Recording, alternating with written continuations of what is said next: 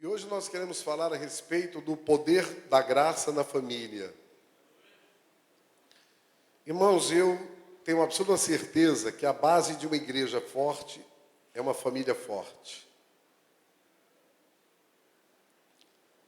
Se você é casado, se você é solteiro e espera casar um dia, eu quero dizer para você que não existe Efésios capítulo 2, versículo 8 e 9.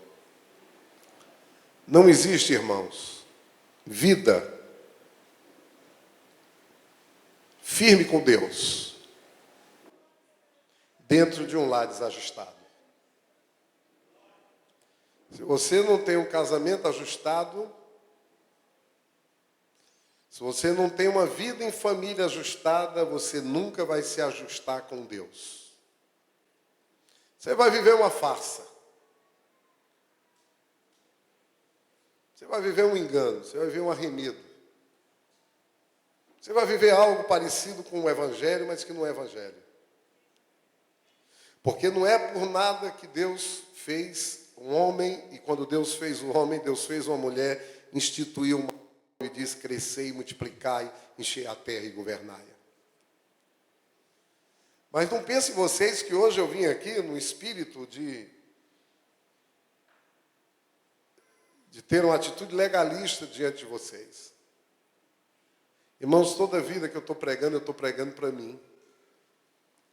Antes essa mensagem é pregada no meu coração.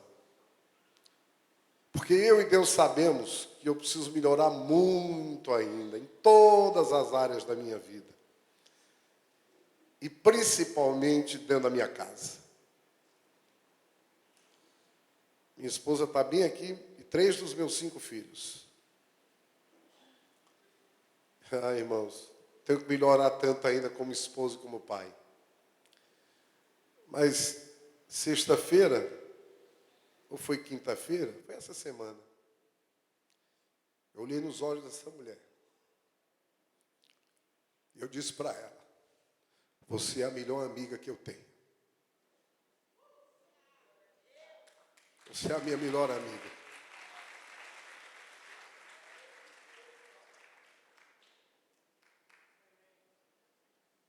E é verdade. Eu olhei para ele e digo: você é mais importante para mim do que o meu pai, minha mãe, do que meus filhos.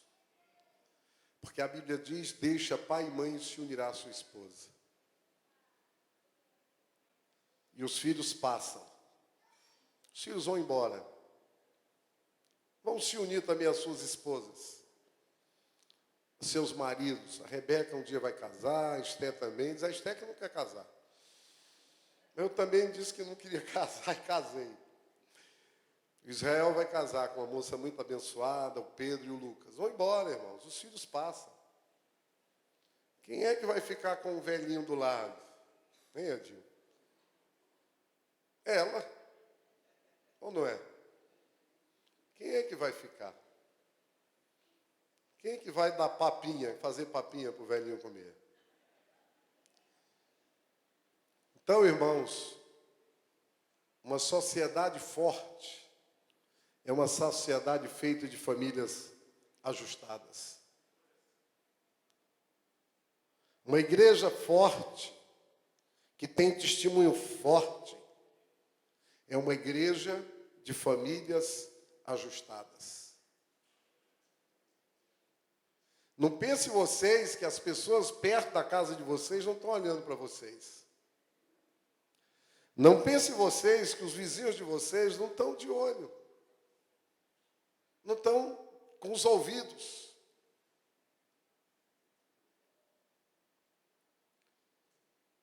Então, se tem uma área que nós temos que, vez após vez, estar voltando e falando, é essa área da família.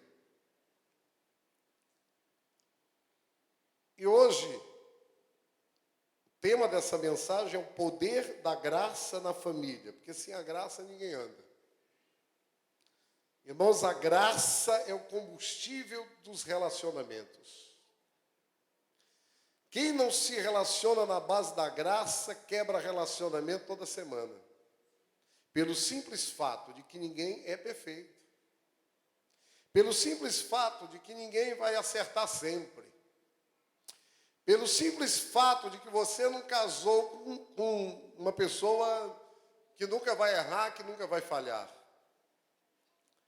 Em Efésios diz que pela graça sois salvos, mediante a fé, e isto não vem de vós, é dom de Deus, não de obras, para que ninguém se glorie. Irmãos, a salvação é pela graça. Não só a salvação da nossa alma é pela graça, mas a salvação também dos nossos sonhos é pela graça. A salvação dos nossos planos é pela graça. A salvação da nossa família é pela graça. A salvação dos nossos projetos é pela graça. O que é graça, pastor? Graça é um presente. Graça é algo que eu recebo que eu jamais mereceria receber. Graça é algo que me dão que jamais eu trabalhei para receber. Graças são atitudes que as pessoas têm comigo que eu nunca semeei na vida delas. Isso é graça.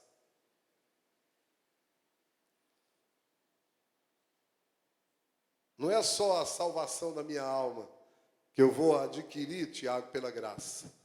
É a salvação também do meu casamento. Dá um glória a Deus. Sabe por que você está com um casamento tão abençoado, Tiago? Porque essa mulher que está do seu lado agiu com muita graça com você. Muita graça com você. Se fosse na base da lei, na base do toma lá da cá, bateu, levou. Ah, Jesus.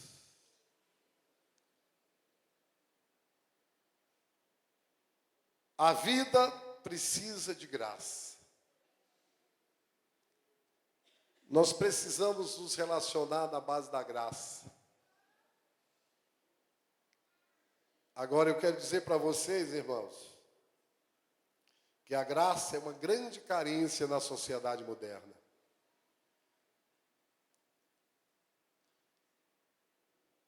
É o nome daquele escritor do livro A Maravilhosa Graça, hein? Não é não. Não vem à minha mente agora. Maravilhosa Graça. Tem um livro chamado Maravilhosa Graça, de um autor americano. E ele disse... Vê aí vocês, aí pesquisem aí para mim, aí pode pesquisar na internet aí, tem celular. Irmãos, esse homem, ele se desviou. Porque ele começou a olhar demais para os defeitos das pessoas dentro da igreja. Ele começou a olhar demais para os homens. E faltou graça para ele. Tem gente assim também nas igrejas, irmãos, se desviando porque fica olhando demais para a atitude das pessoas. Ele passou Philip Yancey, isso mesmo. E ele se desviou, ele se magoou. Muita gente sai da igreja magoada com as pessoas. Ficou ferida e foi embora. 7 anos depois ele voltou para a igreja. Sabe por que ele escreveu esse livro, A Maravilhosa Graça? Porque ele disse assim: é verdade, a igreja precisa ter muita graça, mas a igreja ainda é o lugar onde eu encontrei graça no mundo, porque no mundo aí fora eu não encontrei graça nenhuma. No mundo aí fora não tem graça não. Se a gente errar, as pessoas não vão passar na mão da cabeça da gente não. Se a gente falhar, as pessoas não vão contemporizar com as nossas falhas. Nós vivemos numa sociedade carente de graça. E não é de hoje que falta graça. É desde os tempos bíblicos. A gente pode ver que falta muita graça. Principalmente nos lares. Principalmente nas casas, nas famílias, nos relacionamentos. E, irmãos, toda vida que há alguma carência em alguma área, Essa carência, ela gera uma deficiência. E essa deficiência gera consequências. E quando falta graça, quando a carência de graça nos relacionamentos, as consequências dessa falta de graça, primeiro são relacionamentos quebrados. Primeira coisa que gera são relacionamentos quebrados.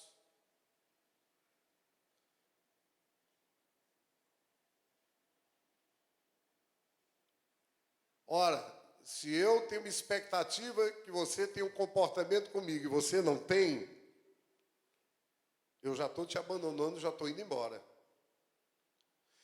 Se você não satisfez as 99 cláusulas, as 99 regras das minhas expectativas, eu já estou te abandonando.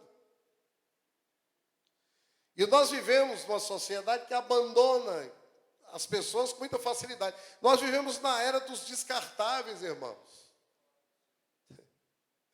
O meu avô morreu e deixou a navalha dele. Eu não sei que fim levou essa navalha, porque quando eu era menino eu via minha avó guardando a navalha do meu avô. Depois não sei mais no que deu, minha avó morreu. E eu queria até ter guardado a navalha dele. Mas hoje nós vivemos na era do descartável. As pessoas querem fazer com as outras, com os maridos, com os filhos, com os amigos, o que eles fazem com um barbeador, desses aí prestobarba qualquer. Quando não serve mais, serviu um dia. Ah, o pastor foi tão bonzinho comigo. Ah, irmãos, o pastor Edinho foi tão jóia comigo. Mas foi jóia um dia, foi jóia dois dias. Aí um dia usou e não deu certo. Ah, o pastor Edinho agora eu vou deixar de lado.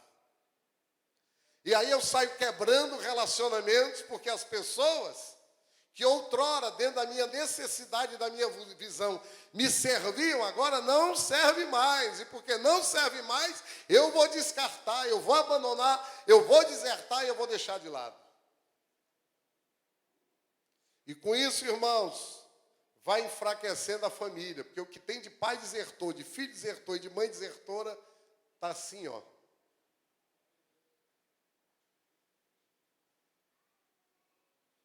Os filhos, irmãos, não são iguais. Tem uns que dão mais trabalho que os outros. Tem uns que a vara tem que comer mais de esmola do que outros.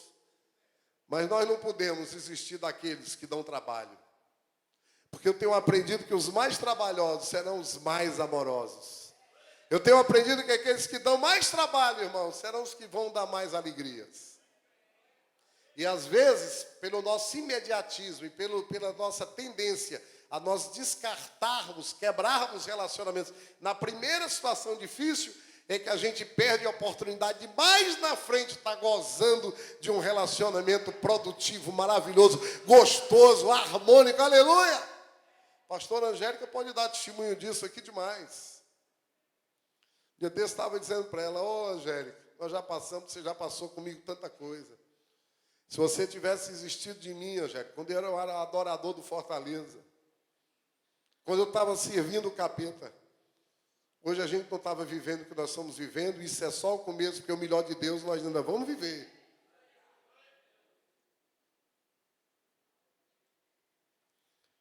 Por conta, queridos, dessa carência de graça nos relacionamentos, é que pai, filhos e irmãos, muitas vezes, se tornam verdadeiros inimigos.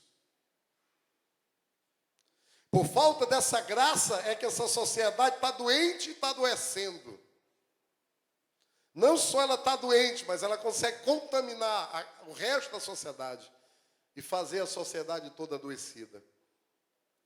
Em virtude dessa falta de graça nos relacionamentos, nós temos pessoas profundamente amarguradas e feridas, andando aí afora, sem destino e sem rumo, perdidas, tristes, depressivas, precisando tomar remédio para poder dormir, irmão. Já pensou? Pai, quando eu penso que uma pessoa precisa tomar remédio para dormir, eu tenho muita misericórdia e pena dessa pessoa. Porque para eu dormir só preciso eu me deitar, irmãos. Ah, que coisa que eu sou rica de sono, irmãos. Está aí uma riqueza que eu tenho de sono. Qualquer hora, se eu me deitar do dia, da noite eu durmo. São uns 30 anos de sono atrasado aqui dessa história da medicina na minha vida.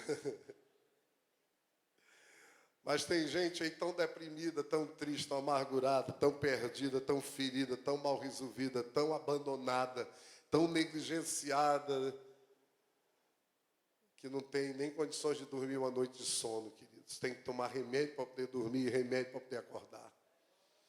Queridos, depois dos anticoncepcionais, do Viagra, os remédios que mais vendem no mundo são os remédios para dormir. E a Bíblia diz que Deus dá enquanto eles dormem. Enquanto os seus dormem, Deus dá aos seus.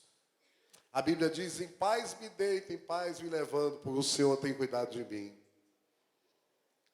Agora, a Bíblia, irmãos, tem exemplos de famílias vivendo debaixo da graça de Deus e exemplos de famílias também vivendo sem a graça de Deus.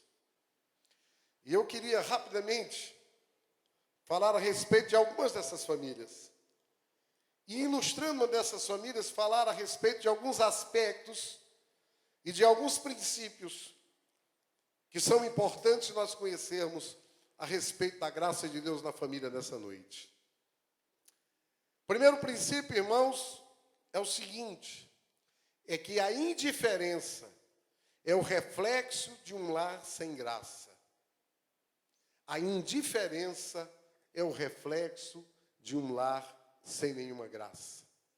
Irmãos, o contrário do amor não é o ódio. Pelo contrário. O contrário do amor é a indiferença. Pior do que alguém que nos odeia é alguém que é indiferente com a gente. Muitos filhos queriam um pai para dar uma lapada nele, mas queriam ter um pai, pelo menos para bater neles. Porque a pior coisa que pode existir na vida é a indiferença.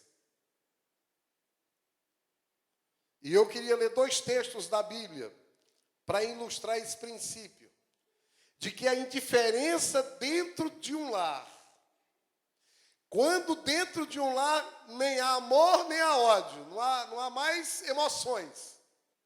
Ruim é quando nós não sentimos emoção nenhuma mais, quando nem fede nem cheira.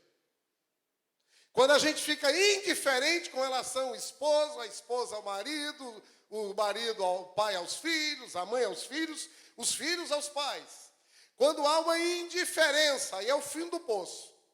Porque enquanto estão brigando, ainda estão brigando, mas quando estão indiferentes, aí chegou no fim do poço.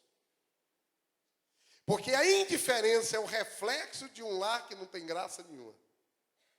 Abra a Bíblia de vocês em 2 Samuel 14, 28 a 33, diz assim.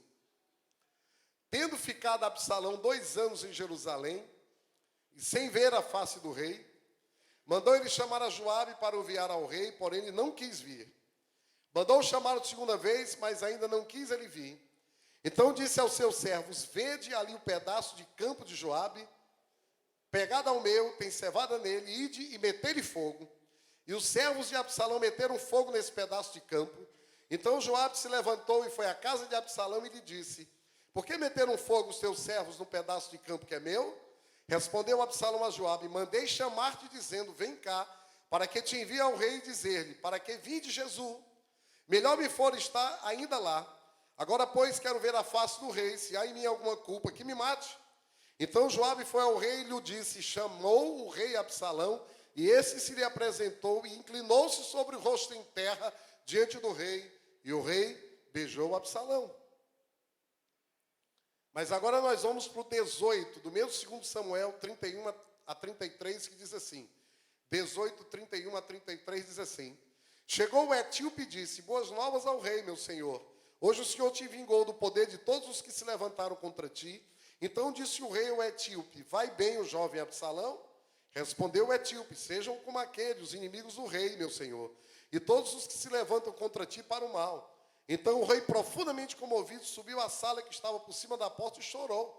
E andando dizia, meu filho Absalão, meu filho Absalão, meu filho Absalão, quem me dera que eu morrera por ti, Absalão, meu filho, meu filho.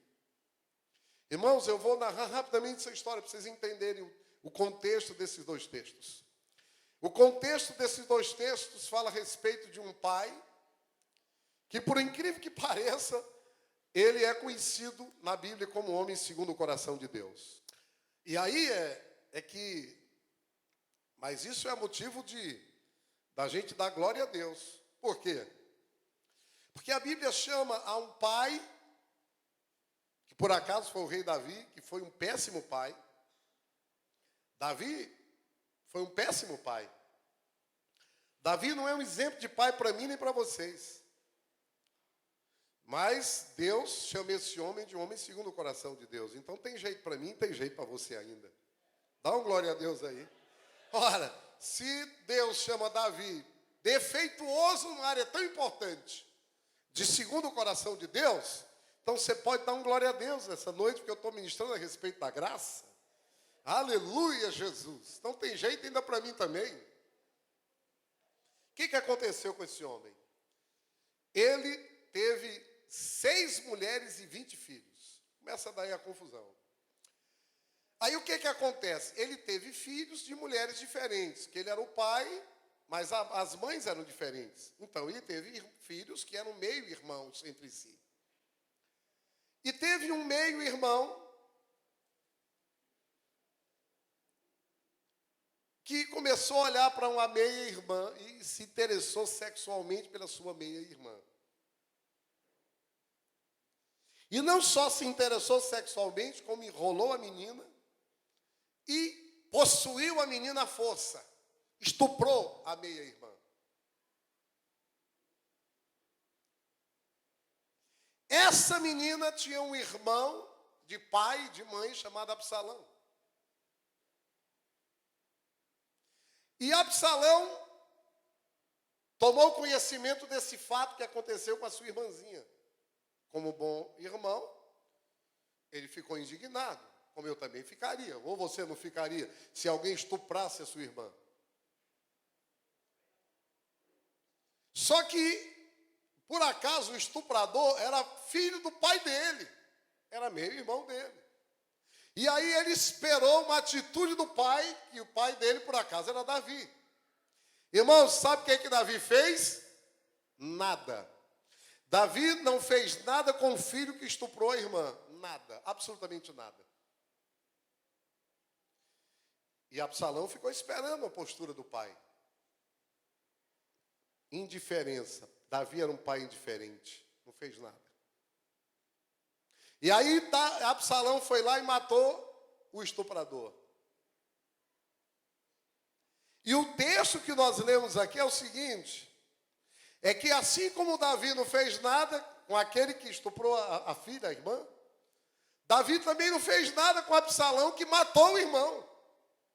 E o primeiro texto que nós lemos, irmãos, é que Absalão, ele queria se encontrar com o pai dele, ele queria que tivesse uma conversa de homem para homem com Davi. Ele queria ser punido de alguma forma, ele queria conversar com o pai, ele queria que o pai disciplinasse ele. E ele aqui, o texto que nós lemos o primeiro, ele mandou chamar Joabe, que era o capitão, era o coronel, era o chefe, era o general de Davi.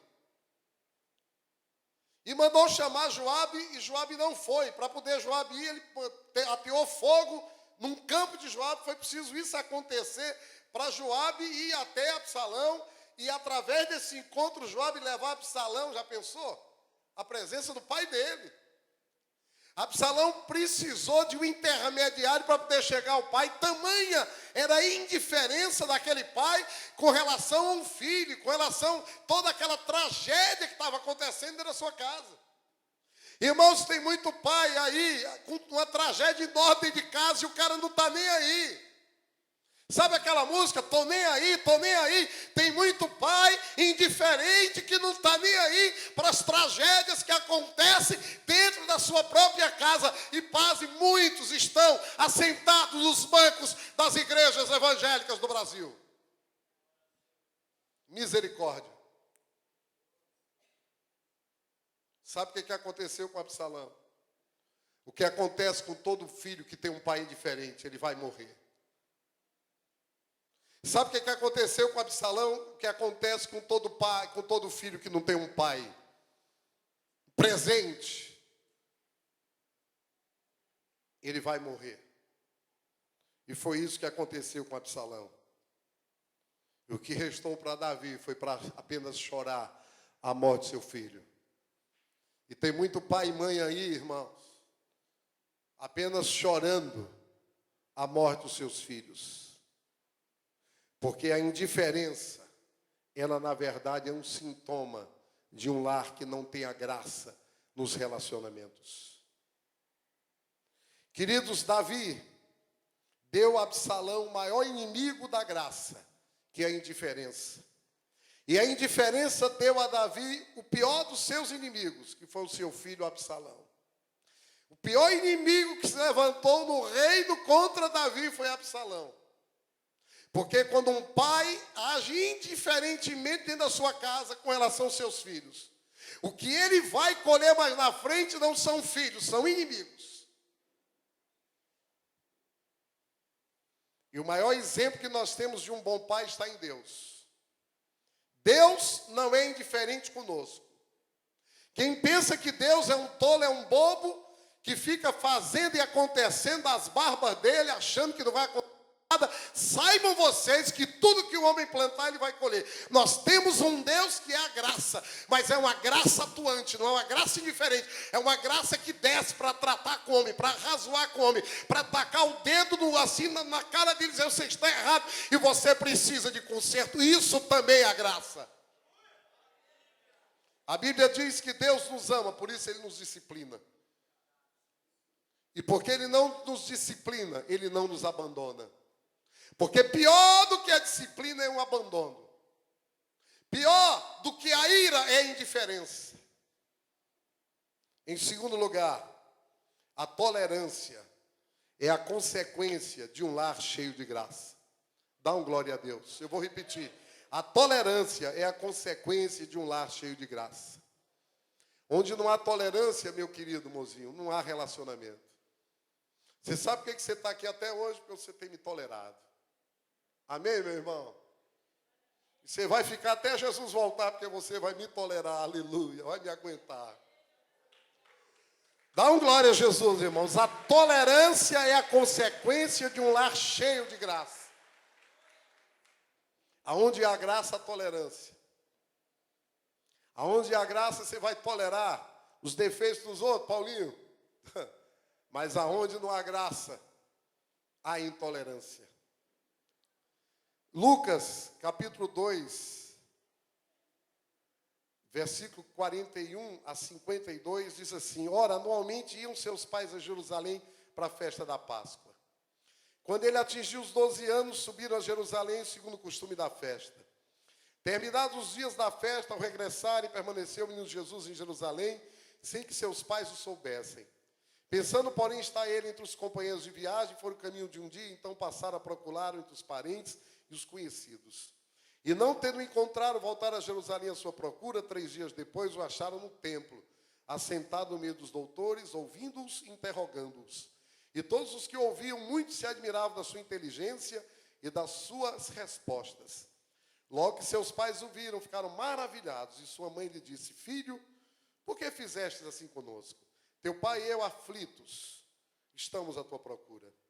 E ele lhes respondeu: por que me procuráveis? Não sabias que me cumpria estar na casa de meu pai? Não compreenderam, porém, as palavras que lhe dissera. E desceu com eles para Jerusalém e era-lhe submisso. Sua mãe, porém, guardava todas essas coisas no coração. E crescia Jesus em sabedoria, estatura e graça diante de Deus e diante dos homens. Irmãos, a tolerância é a consequência de um lar cheio de graça. Aqui é a história de um casal que perdeu um filho. Quantos já perderam uma criança aqui no meio da multidão? Graças a Deus, eu nunca passei por isso. Mas deve ser algo terrível, sim ou não? Quando nós tivemos uma época na Itália, nós viajamos à Itália, e aí o guia disse: olha, eu estava com a Rebeca era pequena, e ele disse assim: olha, segure na mão da sua filha.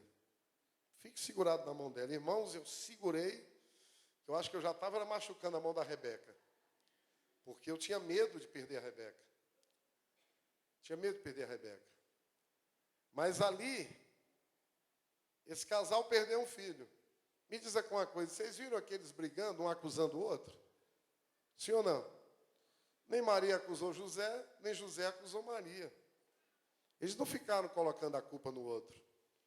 Pelo contrário, irmãos, diante daquela situação de crise, eles juntaram as suas forças e eles lutaram juntos para encontrar o menino. Queridos, Deus, Ele nunca buscou em nós o super-herói perfeito. Ele não está atrás disso. Mas Ele busca em nós pecadores que nós somos. Pessoas pecadoras que iriam receber a sua graça. Queridas, quantas famílias perdidas estão aí procurando responsáveis, culpando um ao outro, quando deveriam se juntar e lutar juntos pelo sucesso da sua família e pelo sucesso do seu casamento. E aí ficam culpando uns aos outros. Queridos, quantas vidas têm sido feridas por causa da intolerância? Da intolerância porque o outro pensa diferente. Da intolerância porque o outro tem gostos diferentes. Da intolerância porque o outro falhou e errou. Da intolerância porque aquela pessoa não é perfeita. Eu quero dizer para vocês que ninguém casa com Jesus de Nazaré. Né? Tem nenhuma mulher Jesus de Nazaré e nem um homem Jesus de Nazaré. Inclusive, Jesus nunca nem casou. Quando você casa com uma pessoa de carne e osso, com falhas, com defeitos, mas também com virtudes. Em terceiro lugar, irmãos, nós precisamos, se queremos viver na graça dentro da nossa família, nós precisamos reconhecer o valor das pessoas. E essa semana fez aniversário um colega que dá plantão comigo. Se chama Jun. Ele é um japonesinho, descendente de japonês. E eu entrei no WhatsApp, no grupo, lá dos plantonistas, e eu parabenizei ele, eu digo, Ju, a característica mais marcante que eu vejo na tua vida é que você é uma pessoa que gosta de valorizar as outras. E nós precisamos ser pessoas cheias de graça, são pessoas que são capazes de reconhecer o valor dos outros. Queridos, o pai do filho pródigo, irmãos, ele não se importou com o dinheiro que o filho gastou. Pelo simples fato de que ele estava tão feliz com a volta do filho. Dá um glória a Deus, quem entendeu. Mas tem gente que é assim. Você erra com ele, ele passa a vida inteira passando isso na sua cara. Tem marido que é assim, tem esposa que é assim. O marido traiu ela faz 200 anos. Traiu. Há mais de 50 anos que ele cometeu adultério. Toda vida que briga, ele fala e ela fala. Ah, fulana lhe viu, pegou com a outra, não sei aonde com a fulana. Não consegue reconhecer as virtudes que o miserável tem ainda, que melhorou, converteu. É um homem de Deus, está atrás de querer acertar. Isso acontece também. O marido, às vezes, com a esposa. O que é lindo no pai do filho pródigo é que ele nem se importou. A metade de tudo que ele tinha, o cara queimou e torrou só da farra. Ele nem perguntou do dinheiro. Ele estava feliz que o filho que estava morto reviveu, estava perdido e foi achado. Sabe por quê, irmãos? Porque coisas existem para serem usadas. Vidas para serem amadas. Olha, Deus sabe o quão importante é uma vida. E as coisas não são mais importantes que as pessoas. Por isso é que o pai do filho pródigo não estava nem aí para o dinheiro que o filho rasgou, fumou, bebeu, raparigou, fez o diabo. O que ele estava interessado é que o filho que estava perdido voltou para dentro de casa.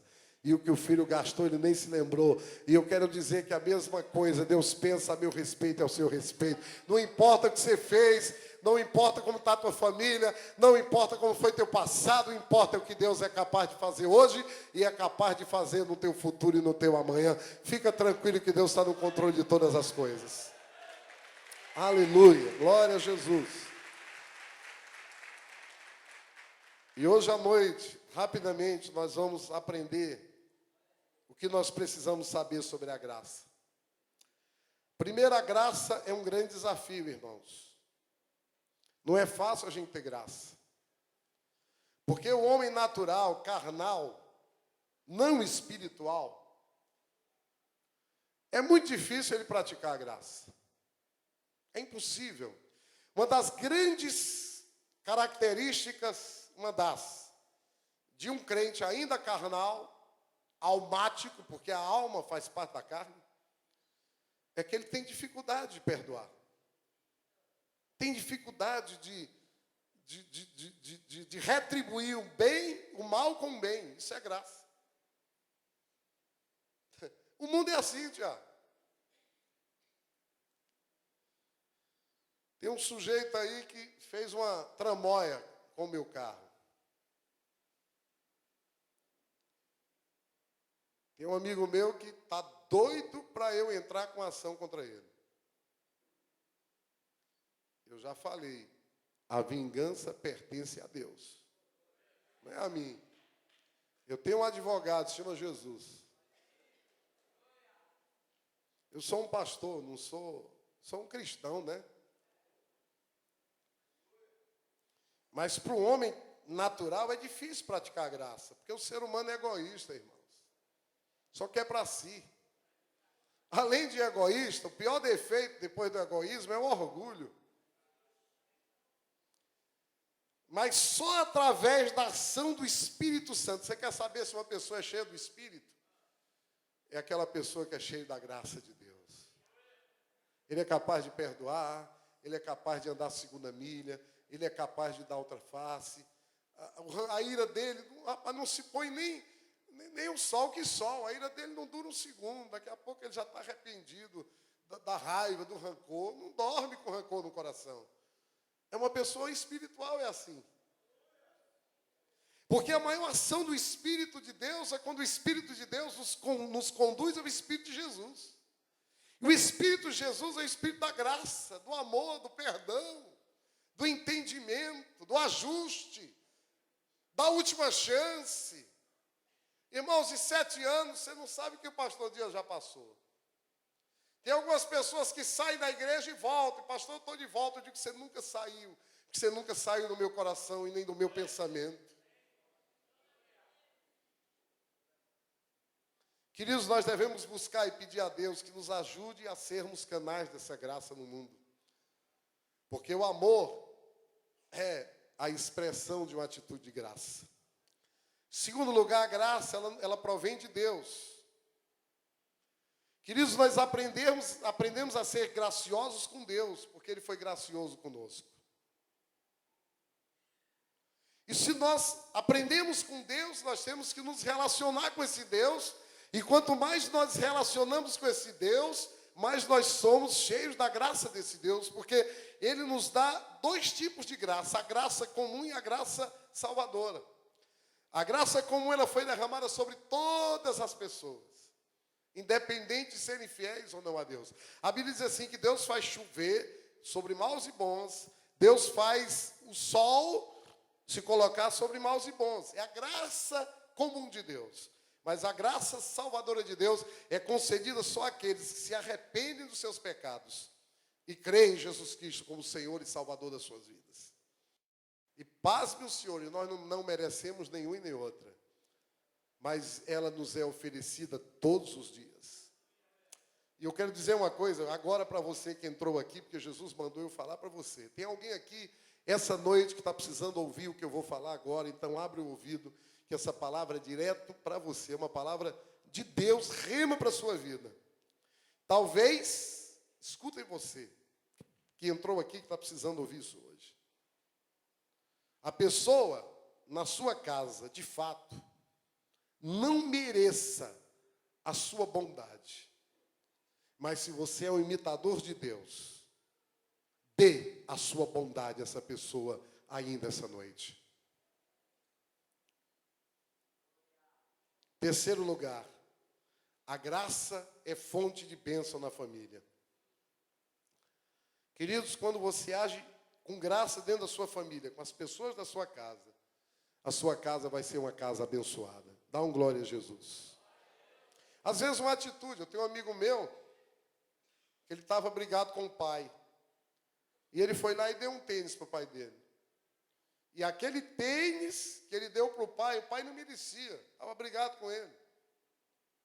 Levou o pai de volta para ele. Às vezes, pequenas atitudes que você tem são capazes de tirar a sua casa de uma situação de maldição e trazer para uma situação de bênção. Porque a graça, queridos, ela gera prazer nas pessoas que estão perto da gente. A graça, ela gera laços que vão além do sangue. Eu tenho um amigo meu chamado Tarcísio. Meu Deus, né, Angélica? Que tem tido de atitude de graça aquele homem comigo. Quanto mais ele é gracioso comigo, mais eu tenho um relacionamento com ele que eu creio que é mais forte hoje do que os laços de sangue naturais de irmãos que eu tenho aqui na terra. Então, quando um lar é permeado dessa graça, o que acontece nessa casa? Acontece uma restauração de relacionamentos quebrados e falidos. Há uma devolução do prazer de estar do lado do outro. Porque às vezes no relacionamento a coisa azedou tanto que você não tem vontade nem de estar do lado da fulana, nem do beltrano, nem do cicrano. Mas quando a graça de Deus entra nesse relacionamento, devolve aquela alegria de estar perto. Você queria até separar até. Você queria até largar e ir embora. Mas quando a graça de Deus entra, devolve aquele desejo, aquela vontade de estar perto do outro. Além disso, também cria dentro da casa um ambiente de aceitação e um ambiente de segurança para os filhos e para o casal. Em quarto lugar, a graça, ela pode ser praticada. Queridos, a graça não é algo que a gente compra no mercado, na farmácia. A graça não é algo que a gente recebe através de uma oraçãozinha poderosa qualquer. A graça é algo que nós temos que praticar. A graça é algo que depende da nossa vontade, das nossas atitudes. E como praticar, pastor Dias, a graça de Deus? Em primeiro lugar, sendo mais tolerante para com o defeito do outro. Você precisa aprender a ser mais tolerante com o defeito das pessoas. Porque ninguém é tão perfeito que nunca vai ter um defeito que vai falhar com você.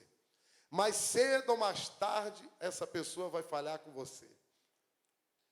E se você quiser ser cheio da graça de Deus, você vai ter que aprender a ser tolerante com o defeito dos outros. Em segundo lugar, se coloque no lugar do outro. Toda vida que você quiser julgar a atitude de alguém, se coloque no lugar dessa pessoa. Só quem sabe, irmãos, é quem está lá dentro. Quem não está, não sabe. Fica só julgando de fora. Sim ou não? É ou não é? Eu fiz uma prova de triatlo, quase me lasco no mar. Eu fiz em 2h09. Eu tinha condições de fazer em 1h40. Alguém pode dizer, rapaz, aí o cara não fez nada direito. Mas só quem sabe o que eu passei fui eu dentro daquele mar, irmãos, para poder sair de lá. Se coloca no lugar do outro, bichão, para ver se tu fazia melhor. Hein? Bonitão, das Guabirama. Será que tu fazia melhor do que ele? Com a história de vida que ele tem, com o passado dele, com a formação dele, com aquilo que ele aprendeu, será que você fazia melhor do que ele? Se coloca no lugar dele. Terceiro lugar, tratando as pessoas melhor do que elas merecem. Porque tratar as pessoas como elas merecem, qualquer doidinho trata. Agora, um cristão deve tratar o outro melhor do que ele merece. Principalmente se o outro for o teu esposa, tua esposa, teu filho, tua filha. Ah, ela nem está merecendo, mas eu vou tratar ela bem hoje. Né? Hoje eu vou tratar melhor.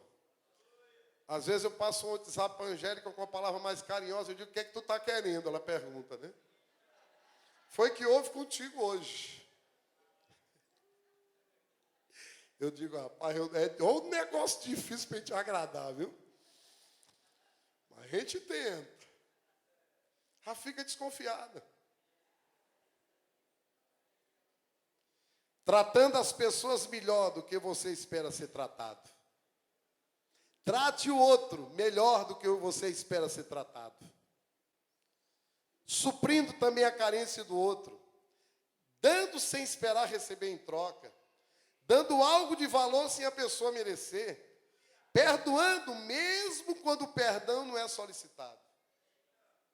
Essas são algumas atitudes que, se você tiver, você vai ser uma pessoa cheia da graça de Deus nos relacionamentos. Querido, você pode, hoje, construir ou reconstruir a sua vida, a sua família, enchendo a sua família da graça de Deus. E só a maneira de você fazer isso, deixando Jesus entrar na sua vida, deixando Jesus entrar na sua casa, deixando Jesus entrar na sua família. Porque Jesus quer entrar, mas Ele é educado, Ele só entra quando você abrir de verdade a porta do seu coração e a porta da sua vida. Vamos ficar de pé, irmãos, em nome de Jesus. E eu queria